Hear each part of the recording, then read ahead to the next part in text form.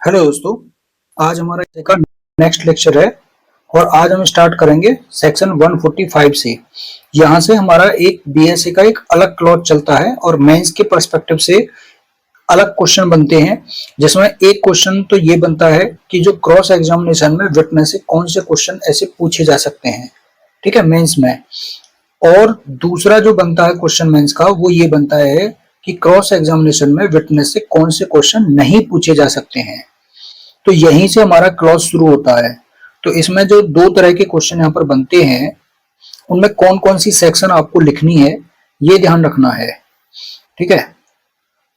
अगर क्वेश्चन आता है कि क्रॉस एग्जामिनेशन में कौन से क्वेश्चन पूछे जा सकते हैं, ठीक है, तो वहां पर आपको कौन कौन सी सेक्शन का जिक्र करना है। वो करना है पहले सेक्शन 143 का क्लॉज 2, यानी यहां पर आपको बताना है कि जो क्रॉस एग्जामिनेशन में उसमें रिलीवेंट फैक्ट यानी रिलीवेंट क्वेश्चन ही पूछे जा सकते हैं, ठीक है। फिर इसमें यहां पर दूसरा आपको जो बताना है वो बताना है सेक्शन 145 में यहां पर बताना है कि शील का साक्ष्य देने वाले साक्षी की जो है वो क्रॉस एग्जामिनेशन की जा सकती है, ठीक है ना। तीसरा आपको जो सेक्शन यहां पर बताना है वो है सेक्शन 146, इसका क्लॉज 4, ठीक है ना। लीडिंग क्वेश्चन जो वो क्रॉस एग्जामिनेशन में पूछे जा सकते हैं। फिर उसके बाद में 4 पॉइंट यहाँ पर जो सेक्शन बतानी है आपको वो है सेक्शन 147, ठीक है ना।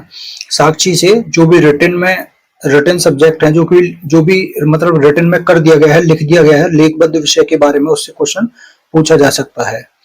फिर पांचवा यहाँ पर जो आएगा वो है सेक्शन 148, ठीक है ना। उसने अगर पूर्व में कोई भी कथन बयान दिए हैं, ठीक है, और जो उसके जो सब्जेक्ट टू द क्वेश्चन है, जो प्रश्नगत बात है उनसे रिलीवेंट है, तब वहां से क्वेश्चन उससे पूछे जा सकते हैं, ठीक है। इनको सेक्शन को हम अलग पढ़ेंगे अभी डिटेल में। अभी बस ये बता रहे कि मेंस में आपको कौन कौन सी सेक्शन यहाँ पर ध्यान देनी है। और जो लास्ट है इसमें 6 वाला पॉइंट यहाँ पर, वो है सेक्शन 149, ठीक है। तो इतनी सेक्शन को, और एक और सेक्शन है इसमें 7 पॉइंट में, सेक्शन 153, यानी उसकी साक्षी से उसकी सत्यवादिता परखने वाले क्वेश्चन यहाँ पर पूछे जा सकते हैं। तो 7 पॉइंट आपको यहाँ पर बताने हैं मेंस के क्वेश्चन में। अब यहाँ पर है कि कौन से क्वेश्चन यहाँ पर नहीं पूछे जा सकते, कौन से क्वेश्चन नहीं पूछे जा सकते। यहाँ पर आपको कौन कौन सी सेक्शन ध्यान देना है, वो है एक तो सेक्शन 149, इसका प्रोवाइजो यानी परंतुक। उसके बाद में दूसरा जो यहाँ से क्वेश्चन बनता है वो है क्वेश्चन मतलब सेक्शन 151, ठीक है। फिर सेकंड है सेक्शन 152, युक्तियुक्त आधार के बिना उससे क्वेश्चन नहीं पूछे जा सकते, ठीक है ना। 151 आपका जो है वो कार्यवाही से या वाद से संबंधित जो रिलीवेंट क्वेश्चन है उनके बारे में कोर्ट यहाँ पर डिसाइड करता है कि साक्षी को उत्तर देने के लिए वहां पर कंपेल्ड किया जाए, विवश किया जाए या नहीं किया जाए, ठीक है ना। और अगर वहां पर कोर्ट को लगता है कि साक्षी को विवश किया जा सकता है, तो वहां पर साक्षी को जो है यानी विटनेस को वो एक तरह से सचेत कर सकेगा कि वो उत्तर देने के लिए वहां पर आपद नहीं है, बाउंड नहीं है। उसके बाद में फिर ये हो गया 3rd पॉइंट। फिर 4th पॉइंट आपका आता है सेक्शन 153, ठीक है ना।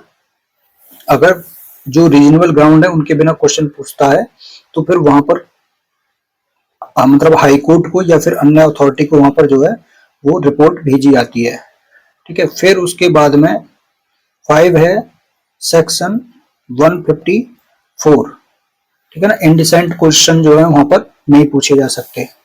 और लास्ट है आपका 6 पॉइंट सेक्शन 155, ठीक है ना। अपमानित करने वाले या क्षुब्ध करने वाले क्वेश्चन या अनावश्यक तौर पर जो संतापकारी प्रतीत होने वाले प्रश्न है उनको पूछने का निषेध किया गया है, ठीक है। तो ये क्वेश्चन यहाँ पर नहीं पूछे जा सकते हैं, ये क्वेश्चन यहाँ पर पूछे जा सकते हैं, इनको आप लिख लेना, ठीक है। अब एक एक करके इन सेक्शन को यहाँ पर हम पढ़ेंगे, ठीक है। अब यहाँ पर आप देखेंगे कि जो पहला है, यहाँ पर आप देखेंगे कि एक उसमें सेक्शन आई थी सेक्शन 143 का जो क्लोज टू था यहाँ पर,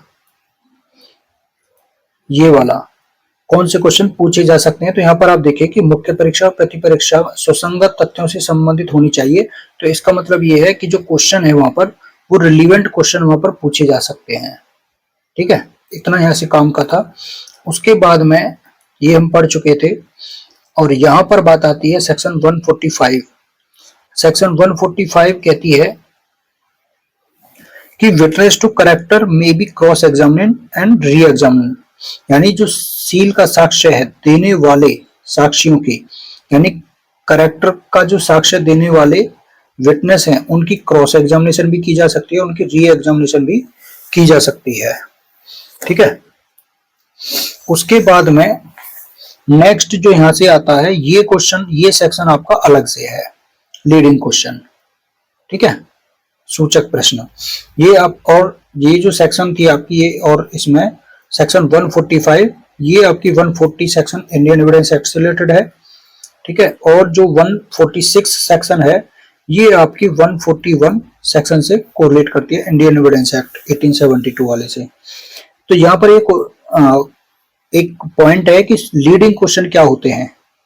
ठीक है, तो यहाँ पर ये डेफिनेशन यहाँ पर थोड़ी सी दी हुई है इसकी, पर बिल्कुल एक्सप्लेन नहीं हो पाती यहाँ से ये कि लीडिंग क्वेश्चन कौन से होते हैं। तो कोई क्वेश्चन यहां पर, कोई क्वेश्चन जो उस उत्तर को यहां पर सजेस्ट करता है, सुझाता है, इसका मतलब ये हो गया कि हिंट देता है उसको एक तरह से, उस क्वेश्चन पूछने वाले को। कोई क्वेश्चन जो उस उत्तर को सुझाता है जिसे पूछने वाला व्यक्ति पाना चाहता है या पाने की आशा करता है। ठीक है ना, any question suggesting the answer which the person putting it wishes और expect to receive is called a leading question. इतना से समझ में आया? यानी ऐसा क्वेश्चन जिसमें पूछने वाला व्यक्ति उत्तर का संकेत जो है वो खुद क्वेश्चन में ही दे देता है। ठीक है ना, वो लीडिंग क्वेश्चन कहलाता है।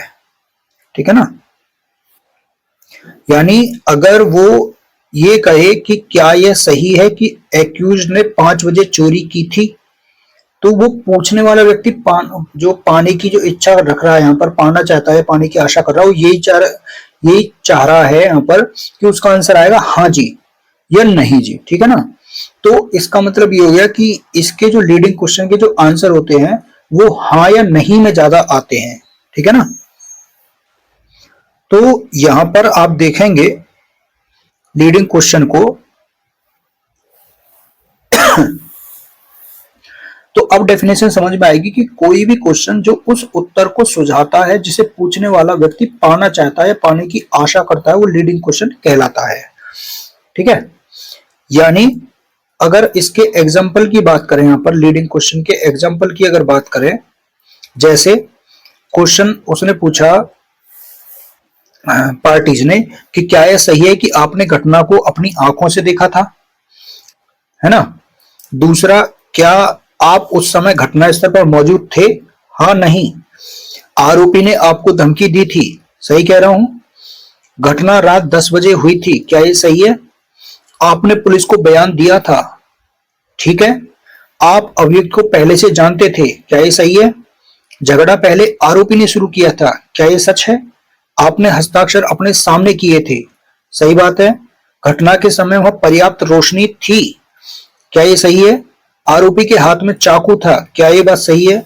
आपने अदालत में यानी कोर्ट के समक्ष जो बयान दिए हैं वो पुलिस के बयान से अलग हैं, क्या ये बात सही है। आप शिकायतकर्ता के रिश्तेदार हैं, सही है। आपने यह बयान दबाव में दिया था, क्या ये बात सही है। घटना के समय आप नशे में थे, क्या ये सही है। आपने आरोपी को भागते हुए देखा था, सही है। तो इस तरीके से जो क्वेश्चन उससे पूछे जाते हैं यहाँ पर, वो लीडिंग क्वेश्चन होते हैं। यानी उत्तर का जो संकेत होता है वो पहले से क्वेश्चन में मौजूद रहता है। यहाँ पर यह है कि जो विटनेस है उसको स्वतंत्र रूप से बोलने का अवसर नहीं मिलता है, वो अधिकतर जो है हाँ या ना में ही उत्तर जो है यहाँ पर मिलता है, ठीक है ना। अब बात आती है कि ये जो सूचक प्रश्न होते हैं वो कब पूछे जाते हैं, कब नहीं पूछे जाते हैं। तो यहाँ पर जो सेकंड क्लॉज है, फर्स्ट क्लॉज में तो डेफिनेशन हो गई, और सेकंड क्लॉज, फर्स्ट क्लॉज इसका जो है वो 141 से रिलेटेड है, और सेकंड क्लॉज आपका 142 से रिलेटेड है। सूचक प्रश्न यानी लीडिंग क्वेश्चन मेन एग्जामिनेशन या री एग्जामिनेशन में, री एग्जामिनेशन में कब, यदि विरोधी पक्षकार जो होता है, एडवर्स पार्टी जो होती है, उसके द्वारा अगर आपत्ति की जाती है, ऑब्जेक्शन किया जाता है, तो वहां पर कोर्ट की परमिशन के बिना नहीं पूछे जाने चाहिए। तो यहाँ पर सेकंड क्लॉज में ये बता रहा है कि लीडिंग क्वेश्चन कब नहीं पूछे जाने चाहिए, ठीक है ना। तो मेन एग्जामिनेशन में और री एग्जामिनेशन में नहीं पूछे जाने चाहिए, और पूछे भी जा सकते हैं तो कब, कोर्ट की परमिशन से, ठीक है ना। री एग्जामिनेशन में और मेन एग्जामिनेशन में कोर्ट की परमिशन से पूछे जा सकते हैं, वरना नहीं पूछे जा सकते। लेकिन थर्ड क्लॉज जो यहां पर कहता है, थर्ड नहीं फोर्थ क्लॉज है यहां पर, जो ये कहता है कि लीडिंग क्वेश्चन क्रॉस एग्जामिनेशन में पूछे जा सकते हैं, ठीक है ना। और जो यहां पर थर्ड क्लॉज है इसका, ये भी आपका 142 से रिलेटेड है। यहां पर ये कह रहा है कि कोर्ट उन बातों के बारे में जो यहां पर जो है पुनः स्थापना के रूप में या निर्विवाद हैं, या जो उसकी राय में पहले से ही पर्याप्त रूप से साबित हो चुकी हैं, ठीक है ना, लीडिंग क्वेश्चन के लिए परमिशन दे देगा। इसका मतलब ये है कि कोर्ट जो है उन क्वेश्चंस के बारे में लीडिंग क्वेश्चन के लिए परमिशन वहां पर दे सकता है जिन बातों के बारे में जो अनडिस्प्यूटेड है, एक तो, ठीक है ना, या इंट्रोडक्टरी है, पुनः स्थापना के रूप में है, या जो उसकी राय में, ओपिनियन में पहले से ही वहां पर पर्याप्त रूप से साबित हो चुकी है। यानी विवादित जो होंगे लीडिंग क्वेश्चन, उनको यहां पर पूछने की परमिशन नहीं दी जाएगी। फिर जो फोर्थ क्लॉज है इसका,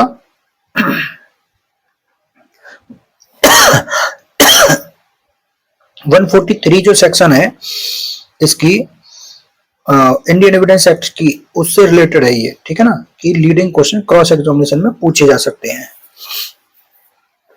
अब यहां पर आप देखेंगे जो नेक्स्ट है आपका सेक्शन, तो लीडिंग क्वेश्चन कब कब पूछे जा सकते हैं, उसमें हमारी दो सेक्शन कंप्लीट हो गई, 145 और 146 का क्लॉज 4 भी हो गया, ठीक है ना, और 143 भी हो गई जो सेकंड क्लॉज था उसका।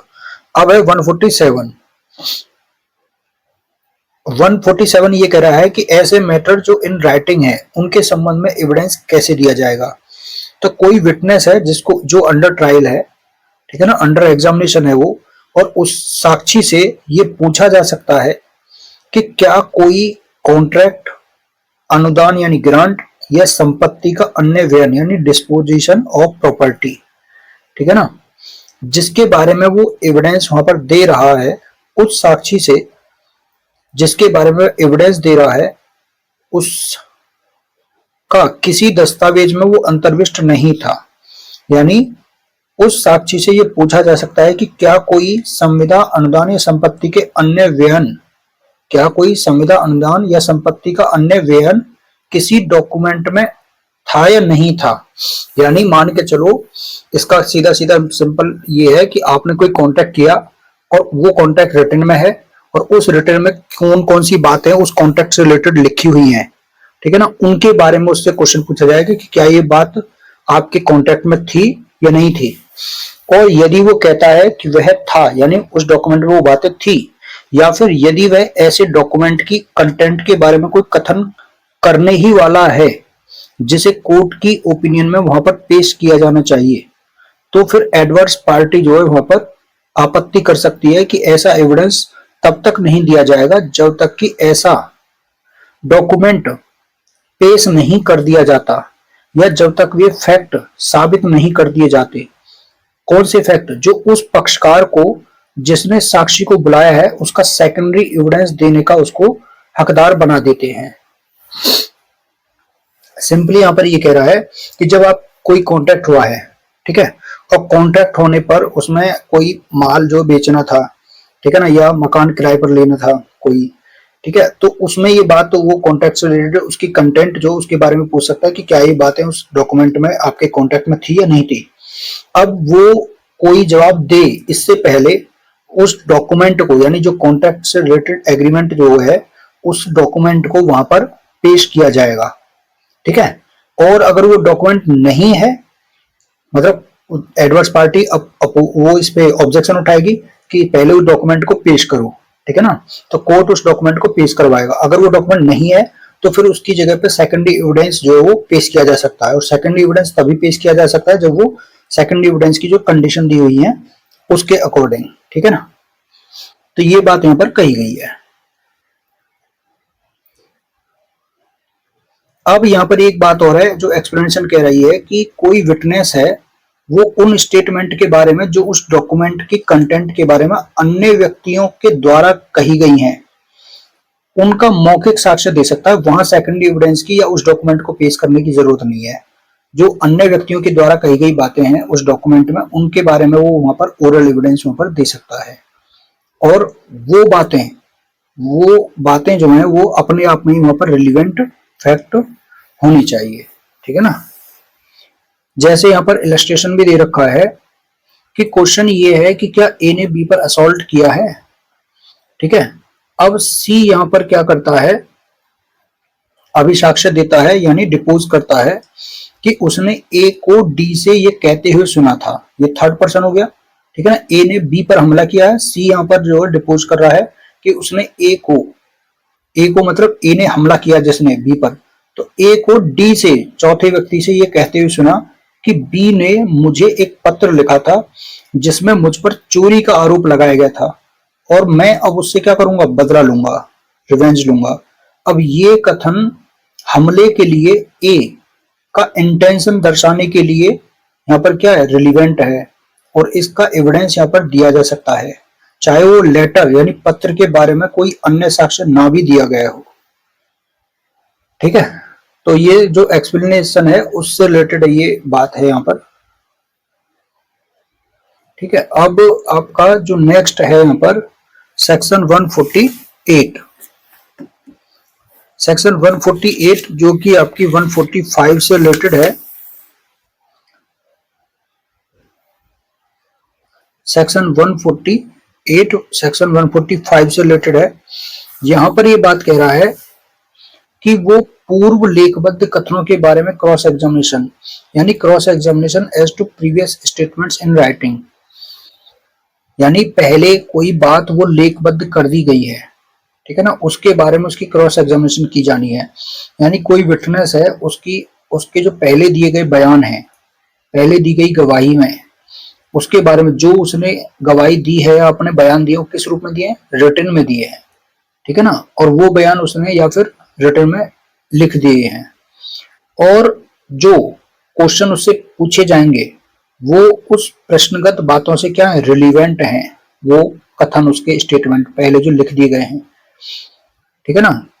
अब साक्षी की ऐसे लेख को उसे दिखाए बिना या उस लेख के साबित हुए बिना उसकी क्रॉस एग्जामिनेशन की जा सकती है। विटनेस की उसके बयानों को उसे दिखाए बिना या उसको साबित किए बिना उसकी एग्जामिनेशन की जा सकती है। लेकिन यदि उस लेख के द्वारा यानी जो उसने राइटिंग में जो उसने लिखा है उसका खंडन करने, ठीक है ना, उसका रिब्यूट करने, मतलब खंडन करने का मतलब होता है रिब्यूट करना, उसकी बातों को खंडित करना, तो उस लेख के द्वारा उसका खंडन करने का इंटेंशन है, यदि उस लेख द्वारा उसका खंडन करने का इंटेंशन है तो उस लेख को साबित किए जा सकने से पहले उसका ध्यान उस लेख के उन भागों की ओर आकर्षित करना होगा जिनका उपयोग उसका खंडन करने के प्रयोजन से किया जाना है। यानी कहने का मतलब यह है कि जब उससे एफआईआर, मान के चलो एफआईआर है, इसको एग्जांपल में एफआईआर से ही ले लो कि अगर उसने एफआईआर लिखाई, ठीक है ना, विटनेस ने, और एफआईआर में उसने जो बातें लिख दी वहां पे, अब कोर्ट में उसका क्रॉस एग्जामिनेशन किया जा रहा है।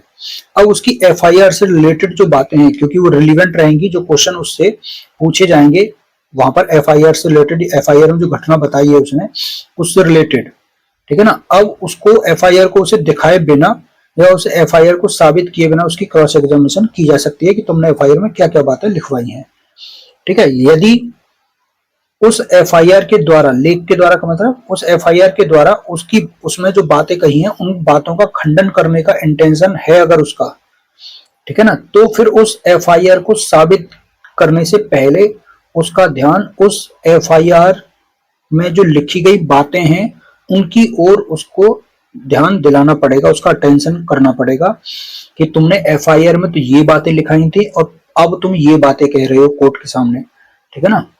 तो जिनका उपयोग उसका खंडन करने के प्रयोजन से किया जाना है, तो उसकी बातों का खंडन करने के लिए उसकी जो एफआईआर की कॉपियां ने उसने जो राइटिंग में जो बयान दिए हैं अपने, उनको सामने लाया जा सकता है, ठीक है ना, उनकी बातों का रिब्यूट करने के लिए। पर्पस ऑफ कॉन्ट्राडिक्टिंग, ठीक है ना, या रिब्यूट भी बोलते हैं इसको, समर्थन या खंडन करने वाले तथ्य। अब उसके बाद में यहां पर ये क्वेश्चन हो गया। उसके बाद नेक्स्ट आपका 149 सेक्शन। 149 सेक्शन आपका जो है वो बात करता है लीडिंग मतलब लॉफुल क्वेश्चन की। क्रॉस एग्जामिनेशन में लॉफुल क्वेश्चन पूछे जा सकते हैं और ये 146 क्वेश्चन से रिलेटेड है, 146 सेक्शन से रिलेटेड है इंडियन एविडेंस एक्ट से। अब यहां पर देखेंगे कि जब कोई विटनेस है उसकी क्रॉस एग्जामिनेशन जब की जा रही होती है तब उससे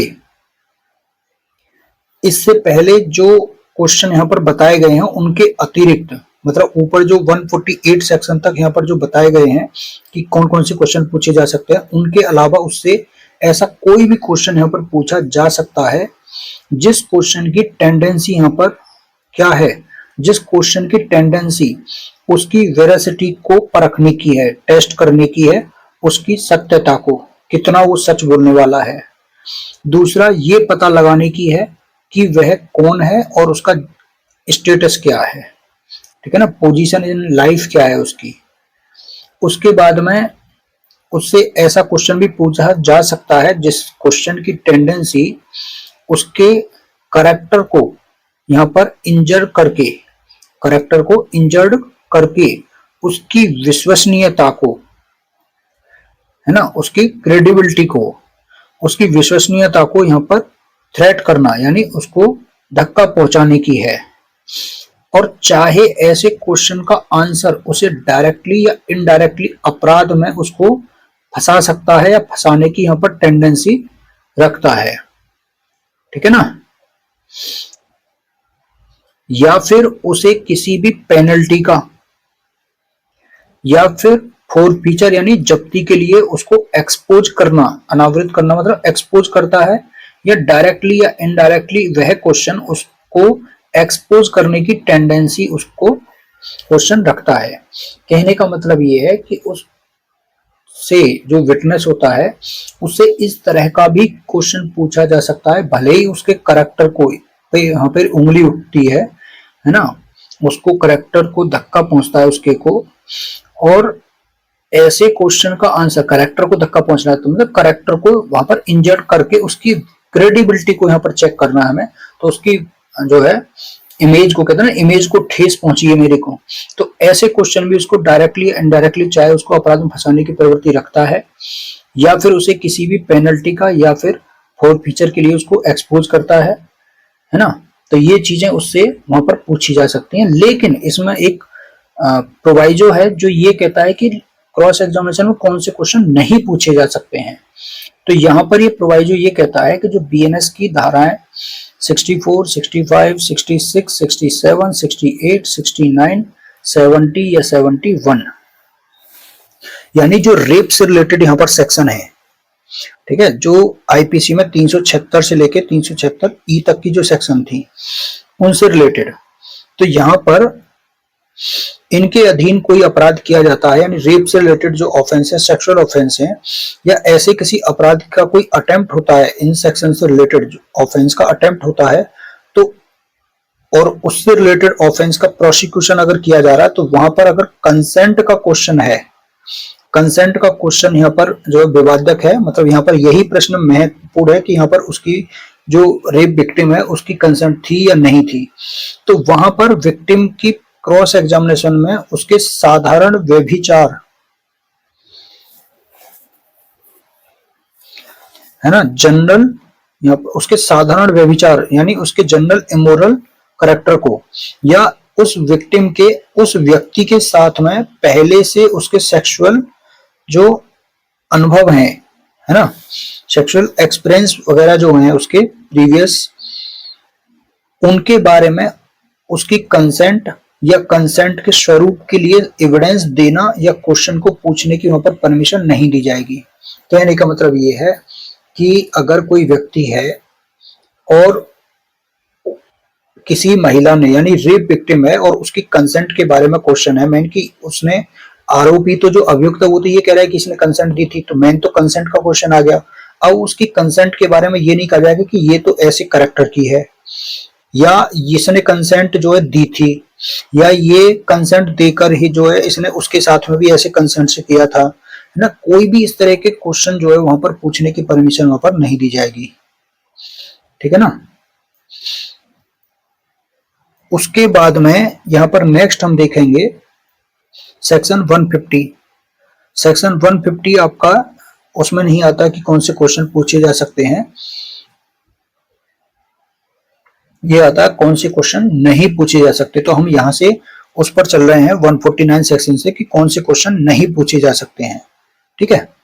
तो उसमें 150 आपका जो कि 147 सेक्शन से रिलेटेड है कि विटनेस को उत्तर देने के लिए यहाँ पर कब कंपेल्ड किया जा सकता है। तो ऐसा कोई क्वेश्चन है जो उस सूट में, ठीक है ना, या फिर प्रोसीडिंग्स से रिलेटेड यानी रिलेवेंट किसी बात से संबंधित है, तो फिर यहां पर सेक्शन 137 यानी 137 के प्रोविजन यहां पर लागू होंगे, ठीक है ना। यानी कहने का मतलब है कि साक्षी को वहां पर विवश किया जा सकता है, भले ही क्वेश्चन उसको किसी अपराध में फंसाने की प्रवृत्ति रखता हो, उसी किसी पेनल्टी का या फोरफीचर का जो है वहां पर टेंडेंसी रखता हो, ठीक है ना, तब भी उससे क्वेश्चन यहाँ पर पूछे जा सकते हैं। उसके बाद में नेक्स्ट यहाँ पर आता है सेक्शन 151 जो कि बात करता है section 148 IP Indian evidence act 1872 से रिलेटेड है। और यहाँ पर कोर्ट को ये पावर है कि कोर्ट यहाँ पर डिसाइड करेगा कि कब क्वेश्चन पूछा जाएगा और विटनेस को उत्तर देने के लिए यहाँ पर कब विवश किया जाएगा, ठीक है ना, कब कंपेल किया जाएगा। तो यहाँ पर ये कहा गया है कि ऐसा कोई क्वेश्चन जो ऐसी बात से संबंधित है जो उस बात से या कार्यवाही से वहां तक के सिवाय जहां तक कि वह साक्षी के सील को दोष लगाकर उसकी विश्वसनीयता पर प्रभाव डालती है, यानी any question such relates to a matter not relevant to the suit or proceeding except in so far as it affects the credit of the witness by injuring his character, ठीक है, जहां तक कि वह साक्षी के शील को दोष लगाकर उसकी विश्वसनीयता पर प्रभाव डालती है, उसके सिवाय कोई प्रश्न ऐसी बात से संबंधित है जो उस बात या कार्यवाही से सुसंगत नहीं है, रिलेवेंट नहीं है, तो कोर्ट यहाँ पर डिसाइड करेगा कि विटनेस को यहाँ पर उत्तर देने के लिए, आंसर देने के लिए कंपेल किया जाए या नहीं किया जाए। और यदि वो ठीक समझता है कंपेल करना, तो वहां पर साक्षी को यहाँ पर क्या करेगा, वो वार्न करेगा कि वह उसका आंसर देने के लिए यहाँ पर बाउंड नहीं है या he is not obliged to answer it, ठीक। दूसरा ये है कि कोर्ट को जो डिस्क्रिशनरी पावर यहाँ पर दी हुई है, कोर्ट अपने डिस्क्रिशन का यूज करते हुए कोर्ट यहाँ पर निम्नलिखित बातों को भी ध्यान में रखेगा, ठीक है। कोर्ट यहाँ पर किन किन बातों को ध्यान में रखेगा, कोर्ट यहाँ पर देखा गया कि उन क्वेश्चन का नेचर क्या है, ठीक है। अगर वे क्वेश्चन यहाँ पर प्रॉपर हैं, उचित हैं, ठीक है ना, यदि वे ऐसे नेचर के हैं कि उनके द्वारा व्यक्त किए गए जो इम्प्यूटेशन है, जो लांछन है, उनकी सच होने के बारे में, यानी उनकी सत्यता उस विषय में जिसका वह साक्षी क्या दे रहा है, बयान दे रहा है, वहां पर गवाही दे रहा है, उस साक्षी की क्रेडिबिलिटी के बारे में न्यायालय की राय पर गंभीर प्रभाव डालेगी, ठीक है ना। यानी न्यायालय डिस्क्रिशन का यूज करते हुए बताएगा कि अगर ऐसे क्वेश्चन क्या है, प्रॉपर क्वेश्चन है, वो माने जाएंगे। प्रॉपर क्यों माने जाएंगे, अगर उन क्वेश्चन का नेचर इस तरह का है कि जो उसके द्वारा जो यहां पर बताए गए जो इम्प्यूटेशन की सत्यता है, उस विषय में जो ट्रुथ है ट्रूथ ऑफ द इम्पुटेशन बोलते हैं उसको, उस विषय में जिसका वे विटनेस क्या दे रहा है, गवाही दे रहा है, यहाँ पर परिसाक्ष्य दे रहा है, ठीक है ना। और उस साक्षी की विश्वसनीयता यानी क्रेडिबिलिटी के बारे में कोर्ट की राय पर गंभीर प्रभाव पड़ता है, तो वो क्वेश्चन कैसे माने जाएंगे, प्रॉपर क्वेश्चन माने जाएंगे। और जो क्वेश्चन इम्प्रॉपर हैं यहाँ पर, वो कौन से क्वेश्चन माने जाएंगे, यदि उनके द्वारा ये व्यक्त किया गया इम्पुटेशन क्वेश्चन के द्वारा वो ऐसी बातों के संबंध में है जो टाइम के अकॉर्डिंग वो इतनी पुरानी है या फिर जो इस प्रकार की हैं कि जो लांछन की क्रेडिबिलिटी को, इम्पुटेशन की क्रेडिबिलिटी को उस विषय में जिसका वो विटनेस जो क्या दे रहा है, गवाही दे रहा है, उस विटनेस की क्रेडिबिलिटी के बारे में न्यायालय की राय पर प्रभाव नहीं पड़ता है या फिर बहुत कम मात्रा में प्रभाव पड़ता है, तो ऐसे क्वेश्चन क्या होंगे, इम्प्रॉपर क्वेश्चन होंगे। तो ऐसे क्वेश्चन को यहाँ पर जो है पूछने की परमिशन नहीं दी जाएगी, और जो ए क्लॉज में है उनको, चूंकि प्रॉपर क्वेश्चन है तो उनको पूछने की यहाँ पर परमिशन दी जाएगी। दूसरा, ऐसे क्वेश्चन इम्प्रॉपर माने जाते हैं ये भी, तो सेकंड और थर्ड क्लॉज में यहाँ पर इम्प्रॉपर क्वेश्चन है। और इम्प्रॉपर क्यों है ये, क्योंकि यहाँ पर यदि वो विटनेस के सील के कैरेक्टर के विरुद्ध उसके जो लांछन लगाए गए हैं उसके महत्व को और उसके साक्ष्य के महत्व के बीच में यहाँ पर भारी अंतर है, ठीक है ना। यदि साक्षी के विटनेस के सील के विरुद्ध जो इम्पुटेशन लगाए गए हैं उनको देखा जाएगा, और जो साक्ष्य पेश किया गया है उसकी इम्पोर्टेंस को देखा जाएगा, और दोनों के बीच में अगर भारी अंतर है तो फिर ऐसे क्वेश्चन वहां पर इम्प्रॉपर क्वेश्चन माने जाएंगे। नेक्स्ट ये है कि कोर्ट यहाँ पर उस विटनेस के उत्तर देने से इनकार करने पर यह अनुमान लगा सकता है कि उत्तर यदि दिया जाता तो वह उसके क्या होता, एडवर्स होता, अनफेवर में होता उसके, ठीक है ना, उसके प्रतिकूल होता। तो ये बात यहाँ पर कही गई है। सिंपल है, मतलब इसमें कुछ नहीं है, ये सीधा सीधा एक कोर्ट की प्रोसीडिंग का काम है, आपको ये नॉर्मली समझ में आ रहा होगा, ठीक है। और मेंस के पॉइंट ऑफ व्यू से यहाँ पे इतना काम का है भी नहीं। अब आपका जो नेक्स्ट है वो है सेक्शन 152 जो कि 149 एविडेंस एक्ट से रिलेटेड है, और यहाँ पर ये कहा जा रहा है कि साक्षी से क्रॉस एग्जामिनेशन में कौन से क्वेश्चन नहीं पूछे जा सकते, तो युक्त आधार के बिना साक्षी से कोई भी क्वेश्चन जो है नहीं पूछा जाएगा। यानी कोई भी ऐसा क्वेश्चन जैसा सेक्शन 151 में दिया गया है, बताया गया है, ऐसा क्वेश्चन नहीं पूछा जाएगा जब तक कि पूछने वाले व्यक्ति के पास में ये सोचने के लिए रीजनेबल ग्राउंड ना हो कि जो लांछन है, इम्पुटेशन है, वो वह व्यक्त करता है कि वो क्या है, वेल फाउंडेड है, ठीक है ना, वो उनका आधार वो सही है पूछने का, ठीक है ना, या उन लांछन का, ऐसे लांछन क्या है, वो सुआधारित हैं, वेल फाउंडेड है। इलस्ट्रेशन है, जैसे इलस्ट्रेशन में आप देखेंगे यहाँ पर पहले यहाँ पर बैरिस्टर, अटर्नी, वकील ये शब्द प्रयोग थे, अब यहाँ पर केवल एक ही वर्ड है, अधिवक्ता, एडवोकेट। तो किसी एडवोकेट को किसी दूसरे एडवोकेट, अभी नहीं है, अधि है यहाँ पर, दूसरे एडवोकेट द्वारा यहाँ पर क्या किया गया, इंस्ट्रक्शन दिया गया है कि एक महत्वपूर्ण साक्षी डकैत है, ठीक है। अब उस विटनेस से, जो डकैत है, उस विटनेस से ये पूछने के लिए कि क्या वह डकैत है, ये रीजनेबल ग्राउंड है, ठीक है। सेकंड ये है, किसी एडवोकेट को कोर्ट में किसी व्यक्ति के द्वारा किसी एडवोकेट को कोर्ट में किसी व्यक्ति के द्वारा जानकारी दी जाती है कि एक महत्वपूर्ण साक्षी डकैत है। एडवोकेट के द्वारा क्वेश्चन किए जाने पर जानकारी देने वाला अपने स्टेटमेंट के लिए यहाँ पर सेटिस्फैक्टरी रीजन जो है, समाधानप्रद कारण, सेटिस्फैक्टरी रीजन जो वो बताता है उस साक्षी से यह पूछने के लिए कि क्या वह डकैत है, रीजनेबल ग्राउंड है, ठीक है ना। पूरा यहाँ पर ये सेटिस्फाई हो गया, जो विटनेस था उससे उसने जो बयान दिए अपने, उसके बारे में उसने सेटिस्फैक्टरी रीजन यहाँ पर दे दिया। अब पूछा जा सकता है कि क्या वह डकैत है। नेक्स्ट है, जैसे यहाँ पर आप देखेंगे किसी विटनेस से जिसके बारे में कुछ भी पता नहीं है, ठीक है ना, यादृच्छिक बोलते हैं, रैंडमली उससे अचानक से ये पूछ लिया जाता है कि क्या वह डकैत है, तो ये यहाँ पर इस क्वेश्चन के लिए कोई रीजनेबल ग्राउंड नहीं बनता है, ठीक है। तो यहाँ पर यही आपको प्री के पॉइंट ऑफ व्यू से ध्यान देना है। ये पूछे जाते हैं कि युक्तियुक्त आधार कौन सा है, कौन सा नहीं है। ठीक है, ये इंपॉर्टेंट नहीं है इतना। उसके बाद में नेक्स्ट यहाँ पर जो आएगा वो है 153 सेक्शन, जो कि आपकी 150 सेक्शन से रिलेटेड है कि युक्तियुक्त आधार के बिना प्रश्न अगर पूछ लिया जाता है तो उस कंडीशन में कोर्ट की क्या प्रोसीजर रहती है। तो यदि कोर्ट की ओपिनियन में ऐसा कोई क्वेश्चन मतलब रीजनेबल ग्राउंड के बिना पूछा जाता है, तो और यदि वह किसी एडवोकेट द्वारा पूछा गया था, तो कोर्ट यहाँ पर मामले की परिस्थितियों को, सर्कमस्टेंसेस को देखते हुए हाई कोर्ट को या फिर बार काउंसिल को, मतलब अन्य अथॉरिटी को, मतलब बार काउंसिल को जिसके अधीन अधिवक्ता अपनी वृत्ति के पालन में है, मतलब बार काउंसिल को, वहां पर स्टेट बार काउंसिल को या बार काउंसिल ऑफ इंडिया को यहाँ पर रिपोर्ट कर सकता है।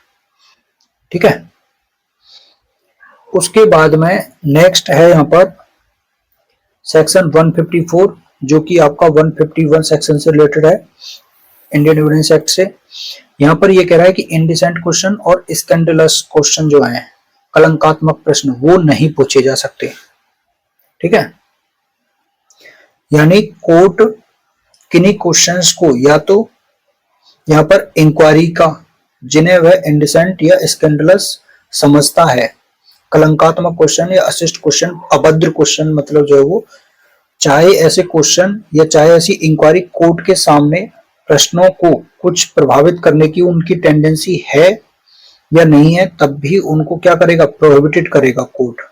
ठीक है ना, कब तक प्रोहिबिटेड करेगा, जब तक कि वे ऐसे फैक्ट इन इश्यू से रिलेटेड विवादक तथ्यों के या उन विषयों के संबंध में ना हो, जब तक कि वे क्वेश्चन जिन विषयों का ज्ञात होना अवधारित करने के लिए आवश्यक है कि विवादक तथ्य वहां पर उपस्थित थे, विद्यमान थे, प्रेजेंट थे या नहीं थे।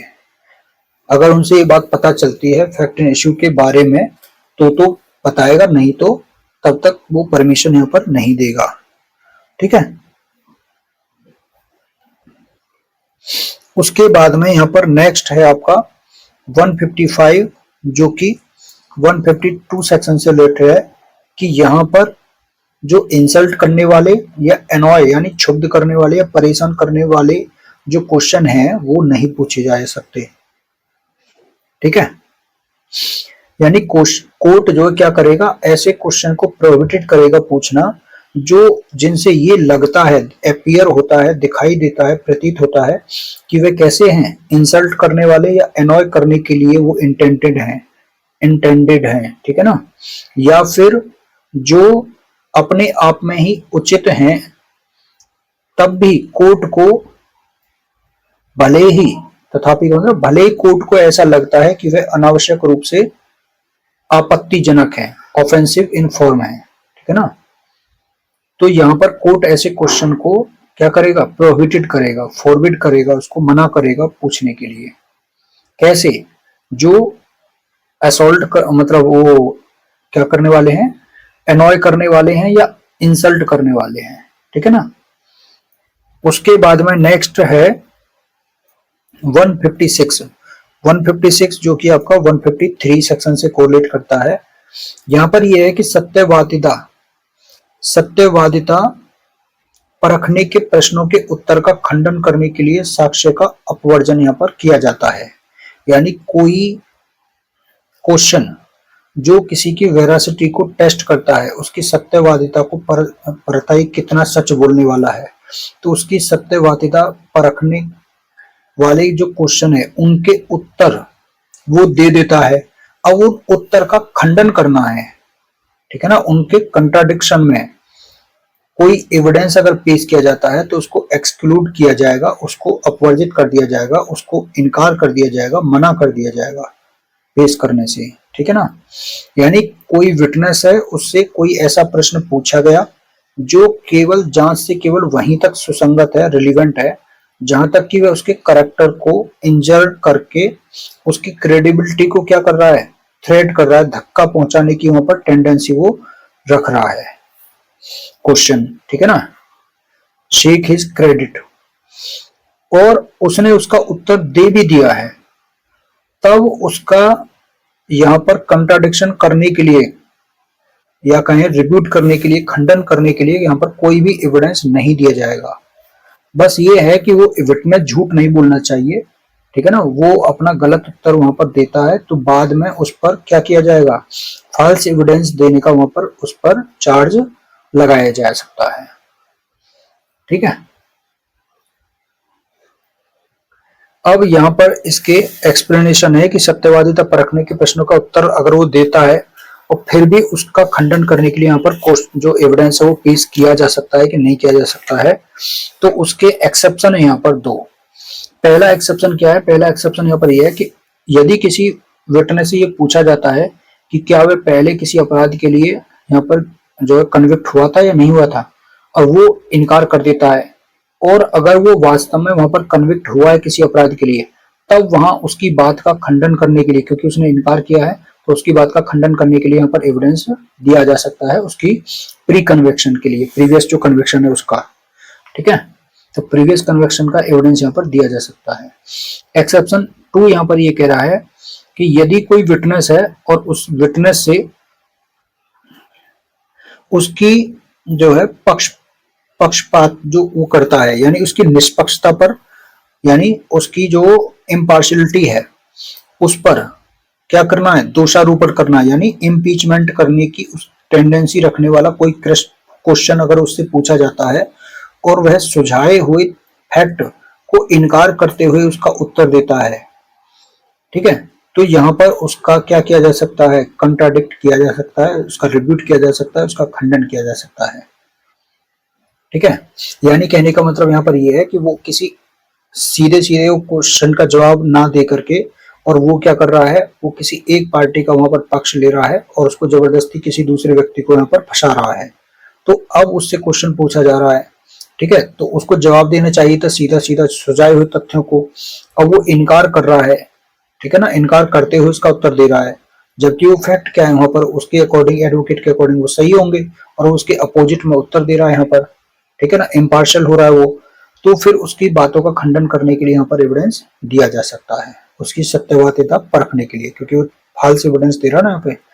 जैसे यहाँ पर ये है कि किसी विटनेस से यहाँ पर पूछा जाता है कि क्या वह किसी पद से बेईमानी के लिए यहाँ पर डिसमिस जो है वो किया गया था कि नहीं किया था, है ना, कि तुम जो रिश्वत लेने के आरोप में अपने पद से डिसमिस कर दिए गए थे, ऐसे मतलब जो उस पर क्वेश्चन पूछा गया विटनेस से। अब वह इस बात से इनकार करता है, डिनाई करता है। अब ये दर्शाने के लिए कि वह वास्तव में ही बेईमानी के लिए डिसमिस किया गया था, कोई एविडेंस यहाँ पर पेश किया जाता है, तो यहाँ पर ये एविडेंस यहाँ पर क्या है, एडमिसिबल नहीं है, क्योंकि यह सिंपल है अभी कि वो उससे अपने पोस्ट से बेईमानी के लिए डिसमिस नहीं किया गया था, उसने मना कर दिया। अब वो फाल्स एविडेंस अगर देता है, बाद में पता चलता है, तो फाल्स एविडेंस देने के लिए यहाँ पर उस पर अलग से चार्ज लगाया जा सकता है। ठीक है, ऐसे ही ए यहाँ पर अफर्म करता है, पुष्ट करता है इस बात की कि उसने किसी खास दिन बी को गोवा में देखा था। ठीक है ना, ए यहाँ पर बात करता है कि उसने किसी खास दिन बी को गोवा में देखा था।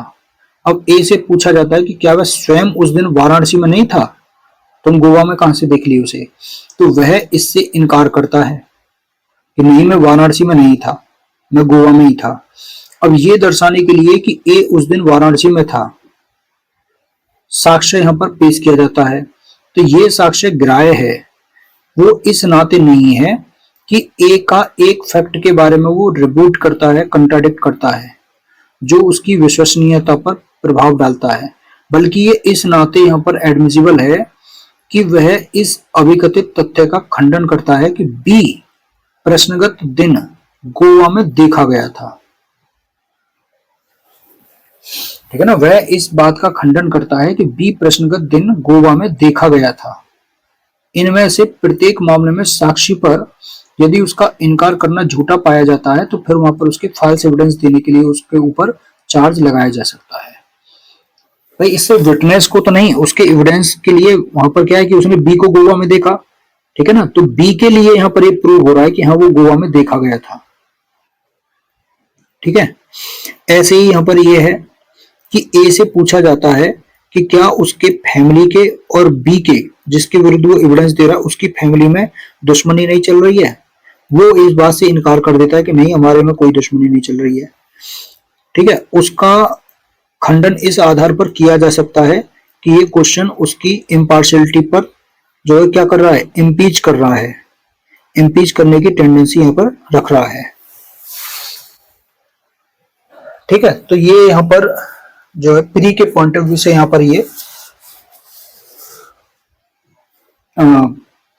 इलस्ट्रेशन है। मेंस के पॉइंट ऑफ व्यू से तो यहाँ पर ऐसे कोई नहीं है, एक आध क्वेश्चन कभी कभी ये क्वेश्चन आता है, रेयर ही। ठीक है ना। और उसके बाद में अब यहाँ पर जो क्वेश्चन है, ये क्वेश्चन तो आपके खत्म हो गए, कौन से क्वेश्चन पूछे जा सकते हैं, कौन से क्वेश्चन नहीं पूछे जा सकते।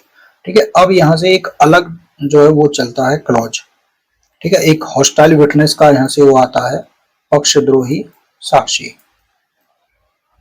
तो इससे रिलेटेड ये जो है ये आपका नेक्स्ट वीडियो में आपका कवर किया जाएगा और कोशिश करेंगे कि नेक्स्ट वीडियो में आपका पूरा ही कंप्लीट हो जाए। ठीक है, तो आज के लिए इतना ही। ठीक, थैंक यू सो मच, मिलते हैं नेक्स्ट वीडियो में।